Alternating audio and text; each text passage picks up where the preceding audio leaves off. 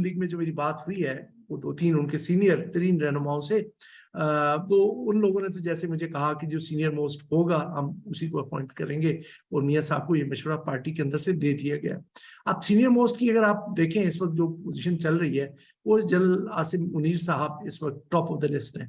और जनरल आसिम मुनीर साहब को मैं इसलिए भी मतलब एक जैसे कहते हैं ना कि छठी इस कहती है कि वो बन जाएंगे, कि जनरल आसिम मुनीर साहब की अगर आप जाके चेक करें डेट ऑफ प्रमोशन, तो सितंबर में वो प्रमोट हुए थे, और 4 साल का टेन्योर होता है लेफ्टिनेंट जनरल का। तो अब ही वो उनको वैसे तो सितंबर के एंड पे रिटायर हो जाना था, लेकिन इनके केस में स्पेशली ये किया गया कि date of assumption of charge, कि उन्होंने अगले ओहदे की यानी कि 3 स्टार जनरल की प्रमोशन किस तारीख से संभाली, वो चूंकि उस वक्त बैरून मुल्क थे जब उनकी तरक्की हुई, और उन्होंने आके नवंबर के एंड पे जाके की। ज्यादा अमकान हम इसलिए कि ज्यादा जिसको कहते हैं ना सेफ रहने के लिए, ज्यादा अमकान यही है कि जनरल बाजवा रिटायरमेंट ले लेंगे, क्योंकि मैंने जैसे अपने उसमें आर्टिकल में रिपोर्ट भी किया कि जनरल बाजवा के चंद लोगों से भी मेरी बात हुई, और उन्होंने यही बताया कि उन्होंने उन अपने रुफका को भी बताना शुरू कर दिया है कि वो रिटायर हो रहे हैं। आपको ये खुद अंदाजा होगा कि ये जो एक्सटेंशन की के असर आई हैं वो अभी भी जारी है। लोग अभी भी ये एक्सपेक्ट कर रहे हैं कि किसी न किसी स्टेज पे या उनको एक्सटेंशन दे दी जाएगी या वो ले लेंगे एक्सटेंशन, और उसके पीछे भी एक लीगल एक पोजीशन है जिसकी वजह से वो सब ये क्या सराई चल रही है। आपको याद होगा कि जब ये 2019 में इनकी जो असल में रिटायरमेंट होनी थी, उस वक्त कानून साजी की गई थी, और जिसमें ये तयन किया गया था कि 64 साल की उम्र तक एक आर्मी चीफ रह सकते हैं। मियां नवाज शरीफ साहब काफी अरसे तक एक उनको दिमाग में एक चीज बैठी हुई थी कि अपना बंदा हमें लगाना चाहिए, अपना बंदा, लेकिन उनको आज तक नहीं मिला। उन्हें 5 चॉइसेस में क्या छठी दफा उन्हें मिलेगा? नहीं मिलेगा, क्योंकि यहाँ ये कहा जाता है कि जो आर्मी चीफ जिसको भी बनाएंगे वो अपना आर्मी चीफ होता है, वो किसी का दूसरे के सियासी पार्टी का नहीं होता, वो फौज का आर्मी चीफ होता है, और उसको पता होता है कि ये फौज को कमांड कर रहा है, और उसको अपने मतलब ओहदे का एहसास होता है, और वो जो किसी की पार्टी के इंटरेस्ट को केटर फॉर नहीं करता।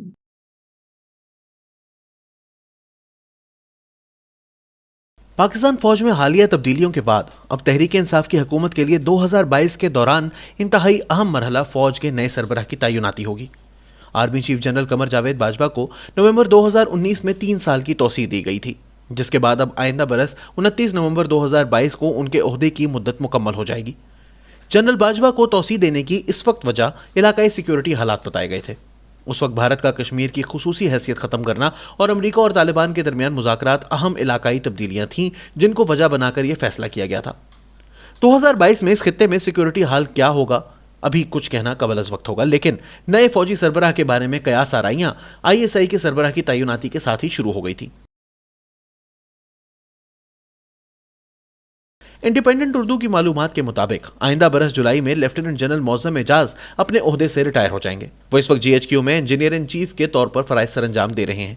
इसके बाद सीनियोरिटी फहरिस्त में 6 लेफ्टिनेंट जनरल्स हैं, जिन्होंने 30 सितंबर 2022 को रिटायर होना है। इन 6 में से 4 लेफ्टिनेंट जनरल्स 30 सितंबर को ही रिटायर होंगे, जबकि तकनीकी तब्दीली की वजह से लेफ्टिनेंट जनरल वसीम अशरफ 11 नवंबर को रिटायर होंगे।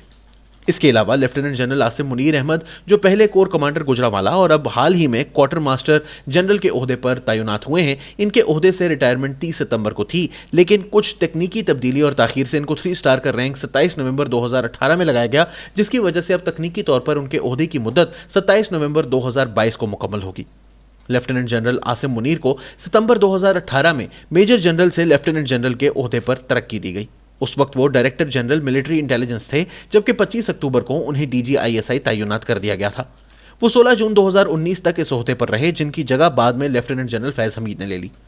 आला अस्करी जराये ने नाम ना जाहिर करने की शर्त पर इंडिपेंडेंट उर्दू को बताया कि आर्मी चीफ की सीनियोरिटी फहरिस्त में लेफ्टिनेंट जनरल आसिम मुनीर का नाम भी आ सकता है, क्योंकि जब आइंदा बरस नवंबर के पहले हफ्ते में मौजूदा army chief general Qamar Javed Bajwa की जानिब से बजरिया वजारत दिफा नाम भिजवाए जाएंगे, उस वक्त की सीनियोरिटी लिस्ट में लेफ्टिनेंट जनरल आसिम मुनीर पहले नंबर पर होंगे, क्योंकि उनकी रिटायरमेंट 27 नवंबर है। इस मामले का दिलचस्प पहलू यह है कि general Asim Munir army chief की तरफ से नाम भेजने के वक्त तो अहल होंगे, लेकिन अगर इनको मुंतखब किया जाता है तो इनकी मुद्दत मुलाजमत 3 दिन पहले ही खत्म हो चुकी होगी।